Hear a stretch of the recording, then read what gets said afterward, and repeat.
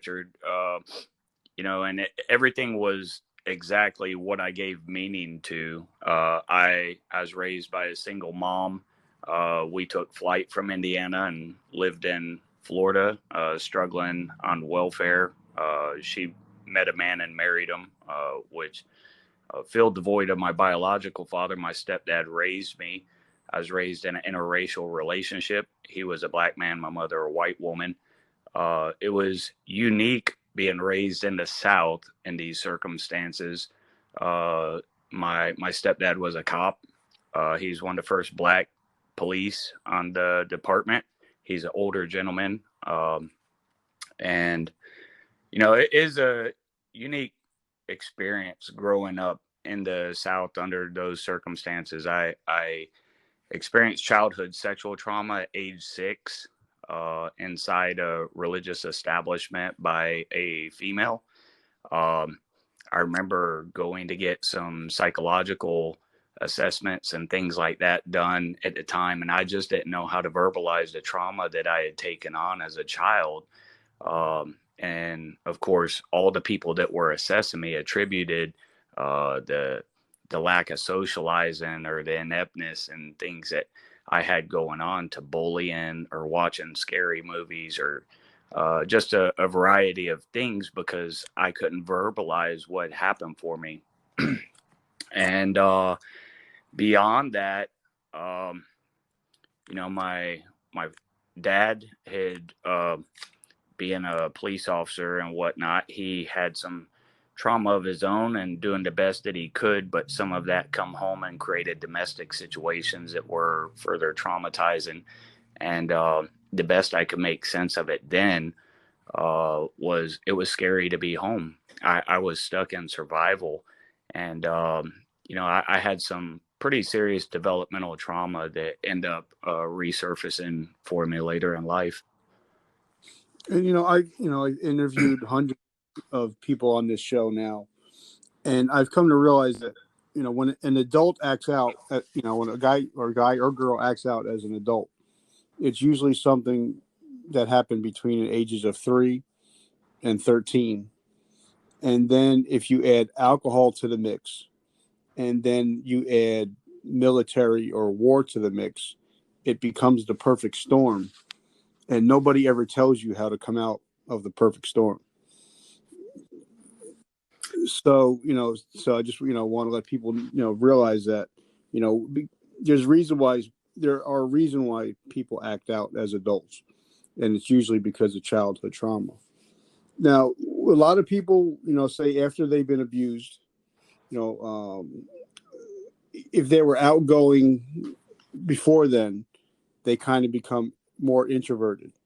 Or if they were introverted before, they become, more outgoing. Did you stay the same? The way you acted, did it stay the same, or did that change also?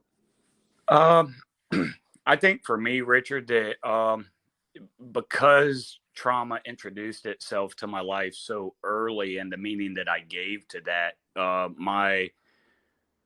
I didn't know how to verbalize, so I shut down, and I wasn't a big social character, and that's kind of stuck with me in life. Where it's been hard for me to come out of that shell and be honest, open, willing, vulnerable enough to have these conversations and speak about uh, the hard conversations that need to be had. Because, like you said, I don't know if anybody can guide anybody else out of that storm. The best we can do is be a beacon through sharing our story and let people pick up what they can and leave what they can't, and that's my purpose here.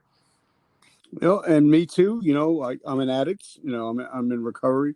I've been clean over 30 years. So all we can do is talk about our experience and our strength and our hopes.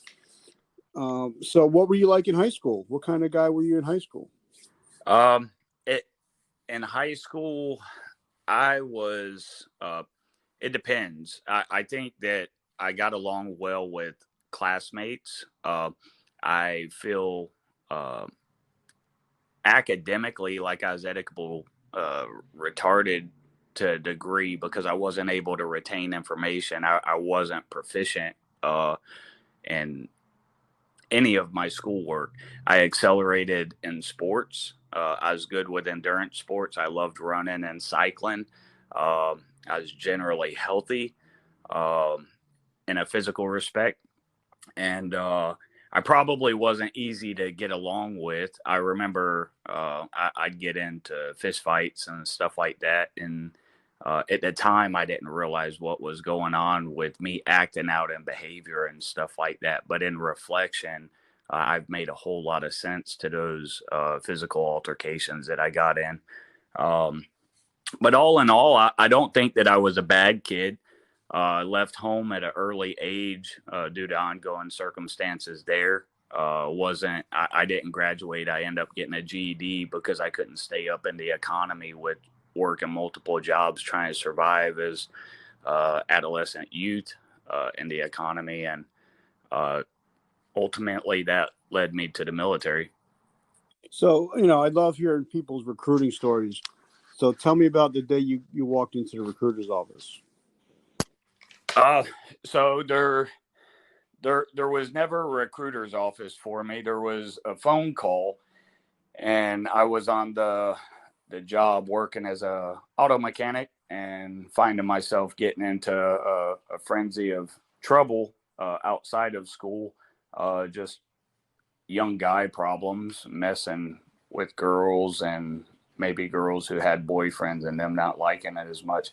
One of my coworkers was concerned about the trouble I was getting into and suggested that I consider the military. He was prior service and an older guy, um, and he kind of guided me in. I placed a phone call